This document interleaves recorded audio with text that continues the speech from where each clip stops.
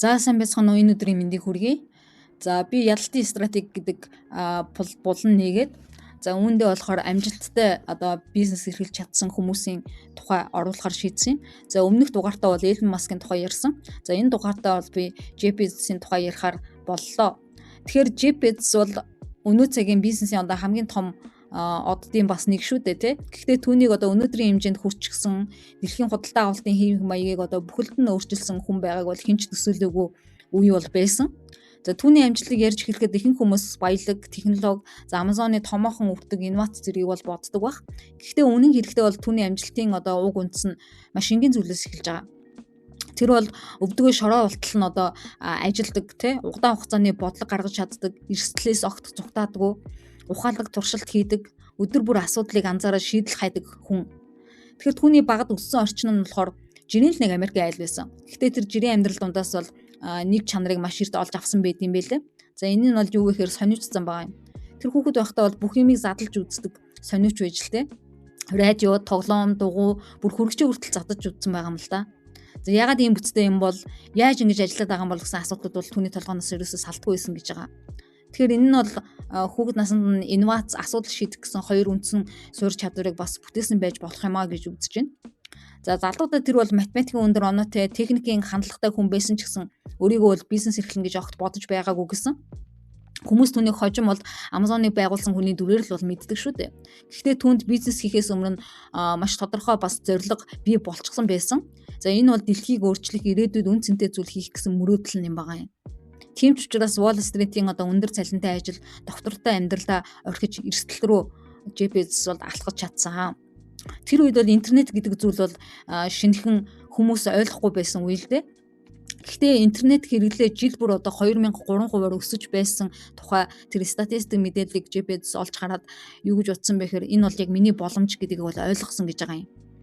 Бусад хүмүүс бол зүгээр л тоо статистик гэж харах байсан баг те тэр тоог хараад харин тэр бол боломж гэж олж харсан.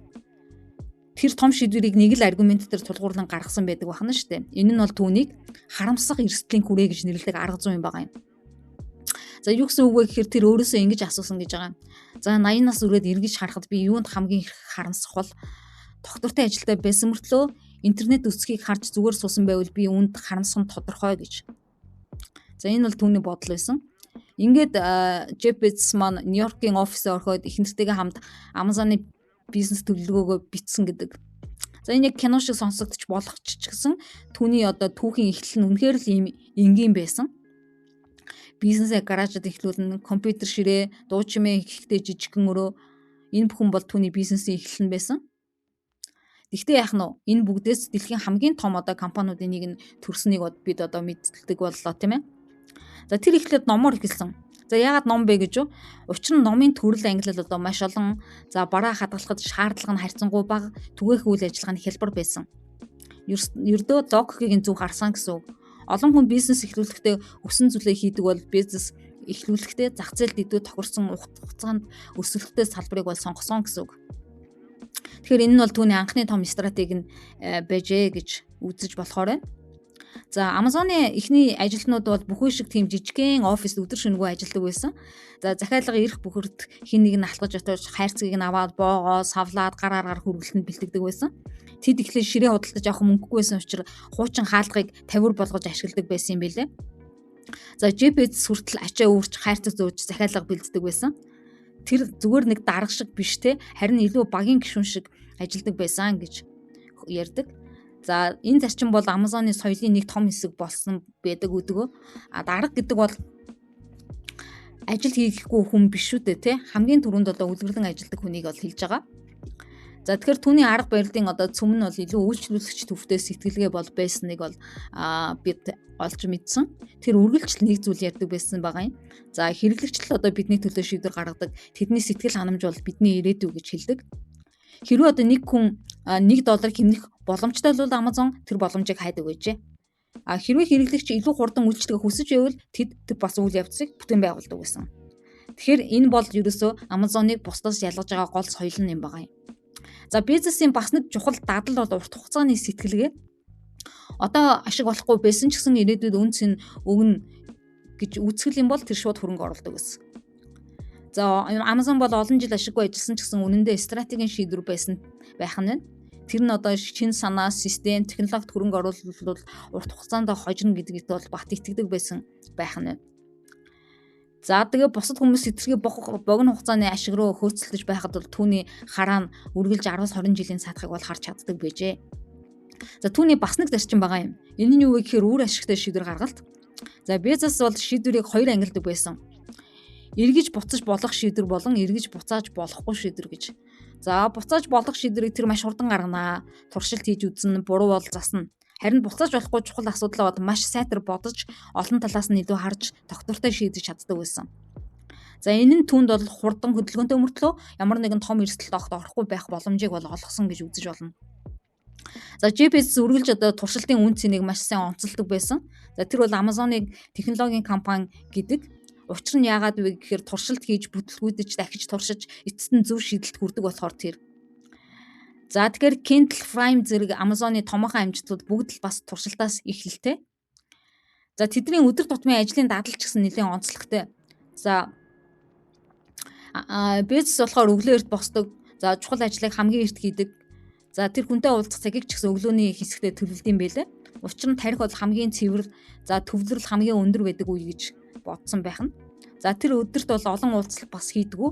Харин төвлөрсөн чанартай ажил хийхийг илүү их хэмнэлдэг дадалтай юм байна. За орой ажилласаа эрт харьдаг бөгөөд гэр бүлийн орой хоолыг одоо маш чухалд тооцдог байх нэ. За нэг нэгэн дадлын талаар яриа. Энэ бол хоосон сандлын арга. За тэр яадаг вэ гэхээр уулзалтанд хэрэглэгчийг төлөөсөн хоосон сандал тавьчихдаг. Хэрвээ хэрэглэгч энд сууж байсан бол юу гэх байсан бол гэж багийнхнаасаа асууд юм байна.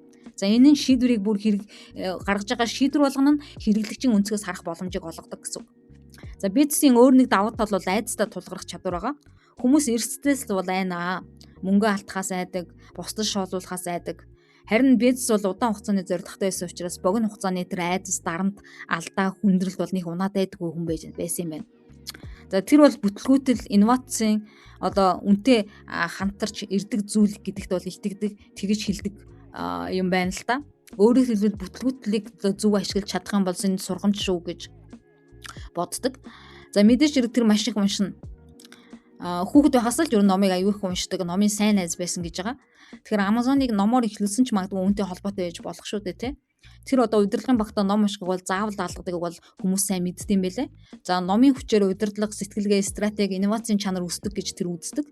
Тэгэхээр Bezos-ийн амжилтыг авчирсан бас нэг чухал хүчин зүйл нь юу вэ гэхээр системээ анхнаасаа томоор төлөвлөсөн явдал байгаа юм. За тэр интернет худалдаа бол зөвхөн сайн сайт одоо ажилуулах зүйл бол биш. Бараа хүргэлтийн систем, агуулгах технологи, дата, хэрэглэгчийн динамик, хүргэлтийн хурд зэрэг одоо бүх үйл ажиллагаа нь нэг цогц системд нэгдэж байх ёстой гэж ойлгосон. Тэр ч ажлаа хийсэн байх нь байна.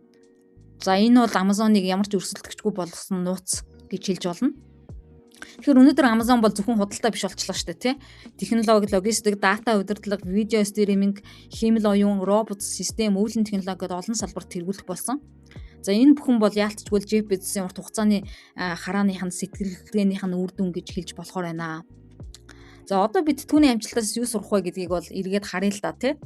Тэгэхээр нэгдүгээрт бол энэ сонирч зан бол амжилтын бас эхлэл юм а гэдгийг бол түүний амьдрал бас харуулсан гэж хэлж болохоор байна.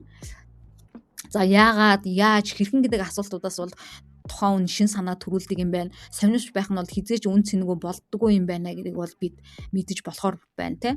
Хоёрдугаарт бол эрсдлээс зүгтаах бус одоо зөв эрсдлийг сонгох хэрэгтэй гэж хэлж болохоор байна. Безосын амжилт бол зүгээр нэг аз бол биш байсан шүү дээ, тий.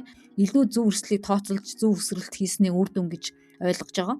За гуравдугаарт ер нь үйлчлүүлэгч төвтэй сэтгэлгээ нь бол бизнесийн амжилтанд бас нэлээд өндөр хувь эзэлж байгаа. Чухал хүчин зүйлс болсон гэж ойлгож байна. Ягаад гэвэл хэрвээ хүн үнэхээр хэрэглэгчээ ойлгож чадах юм бол бизнесийн олон асуудал өөрөө шийдэгддэг юм байна гэдгийг бол Jeff Bezos бол өөрөө Amazon-ы жишээн дээр харуулж чадлаа шүү дээ. Хэрэглэгч ямар орчинд юу мэдэрч байгааг ойлгох нь бол хамгийн том стратеги юм байна гэж. Дөрөвдүгээрт бол урт хугацааны зорилго, богино хугацааны бэрхшээлийг даран давж чаддсан байна гэдгийг бол харлаа. Амжилт хизээч богино хугацаанд ирдэггүй юм байна. За төвчээртэй тууштай байх юм бол айжмаар өсдөм байна гэдгийг бол Безос олон жил ашиггүй ажилласан ч гэсэн шантраагүй тэр түүхээс бол бид нар мэдлээ. За тавдугаарт бол туршилтгүй бол инновац үү гэдэг зүйлийг бол бас ойлгуулад ах шиг байгаа юм. шин зүйл хийгээвэл бүтлгүүтэх эрсдэл зайлшгүй байна тийм үү. Харин тэр бүтлгүүтлээс огтхон ч айхгүй түүнээс суралцах замдаа засаж явбал бол амжилт бий болох юм байна гэдгийг бол энэс ойлгож шүү дээ тийм. За 6 дугаарт бол үр ашигтай шийдвэр гаргах нь бас хурдан өсөлтийн түлхүүр юм байна гэдгийг бид мэдлээ. Ер нь бүх асуудал төр хит олон хүнээс асууж хэтэрхий удаан бодох нь бас өсөлтийг сааруулад байдаг. За буцааж болох шийдвэрийг хурдан гаргах нь бол бизнест асар их давуу тал болд юм байна гэдгийг ойлголоо. За 7 дугаарт бол мэдээж хэрэг хариуцлага болон төвлөрөл.